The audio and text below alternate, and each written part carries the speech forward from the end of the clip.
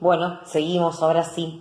Decía que toda esta cuestión de introducción de la mujer en la intelectualidad, en el convento y demás, logra evidentemente producir una gran evolución en cuanto a la historia de lo femenino en el mundo, ¿sí? Fuera de estas mujeres que, digamos, lograban escapar de matrimonios arreglados y demás, mediante su introducción en el monasterio, lo cierto es que el resto de las mujeres, sobre todo las que se dedicaban al artesanado, las que vivían en los campos, digamos, que se dedicaban a las tareas campestres, tenían una vida muy, muy sacrificada, debiendo estar a cargo obviamente de su familia, de las tareas domésticas, debían ayudar a su marido, y aparte de dedicarse a las tareas necesarias de cultivo, cría de animales y bueno y demás.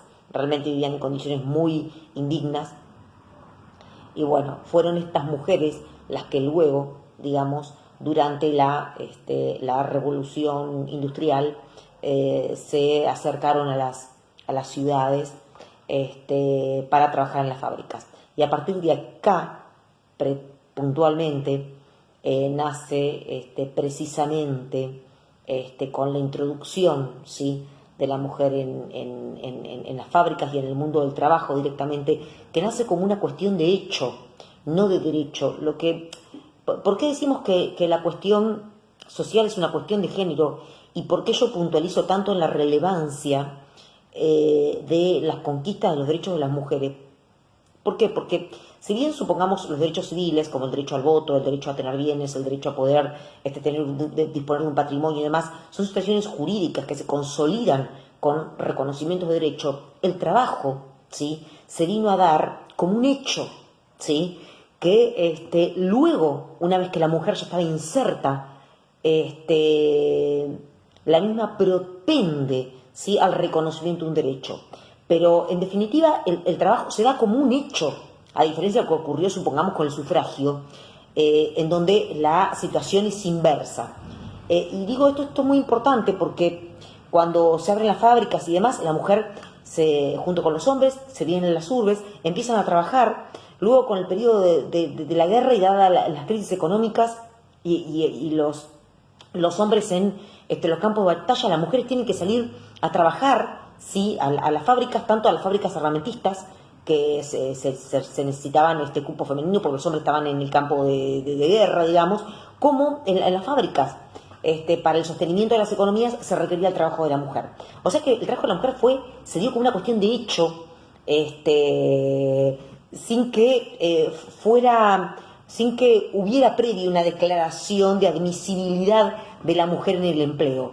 Y esto es muy importante porque por eso es que defino la primera conquista de la mujer como una conquista de índole social. Y de hecho vemos que los primeros reclamos de las mujeres, ¿sí?, agrupadas en las grandes urbes y en las fábricas, tienen que ver con conquistar derechos sociales primero, ¿sí?, porque es donde primero se insertaron, más que en la vida política, más que en la vida de las asociaciones, se insertaron de hecho en el mundo del trabajo, como una cuestión de hecho.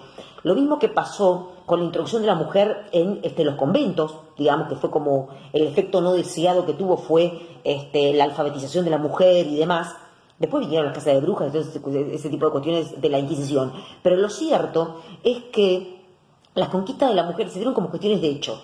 Y la introducción de la mujer, digamos, o la incorporación de la mujer en el mundo del trabajo, no requirió de ningún tipo de declaración previa, fue un hecho que sucedió. Y luego la mujer, ya transitando ese hecho social, pidió y luchó por conquistar sus derechos sociales. Por eso digo que las primeras conquistas de las mujeres en cuanto a sus derechos fueron en cuanto a los derechos sociales, que lograron finalmente, obviamente, y a posteriori, beneficiaron al colectivo de sus compañeros, ¿sí?, de sus compañeros de clase.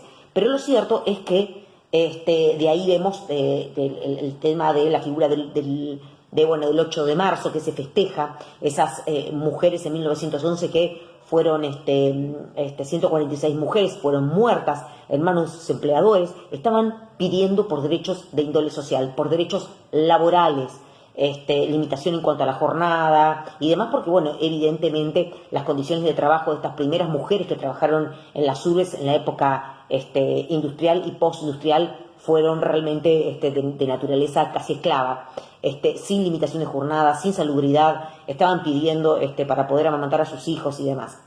Esto se da así hasta el periodo de posguerra, ¿sí? En donde la mujer como cuestión social se ingresa masivamente a las fábricas. Y ahí tenemos la primera oleada, ¿sí?, de trabajo femenino que luego empieza a declinar hasta los 70.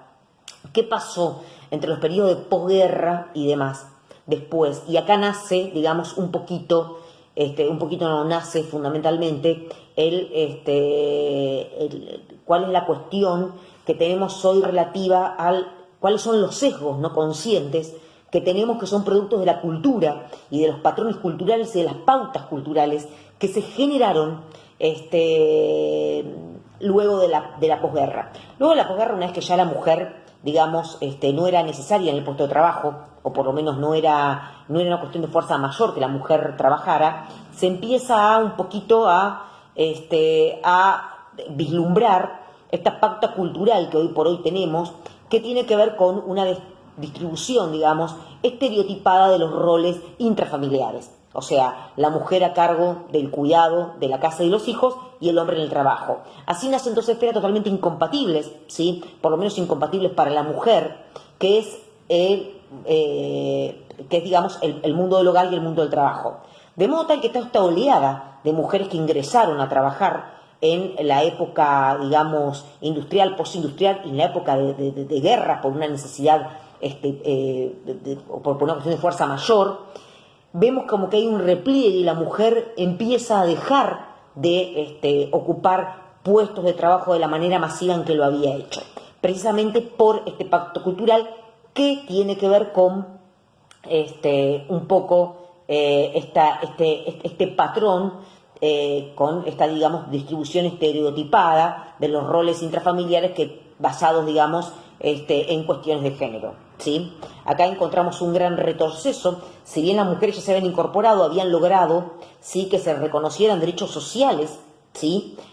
Habían logrado conquistar algunos derechos civiles, como son el sufragio y demás, luego hubo un repliegue de la mujer hacia el hogar, precisamente fundado o precisamente motivado por estos patrones culturales que aún hoy siguen funcionando como sesgos no conscientes al momento de, que ya vamos a ir viendo, al momento de considerar un poco la cuestión de género en cuanto a las relaciones del trabajo.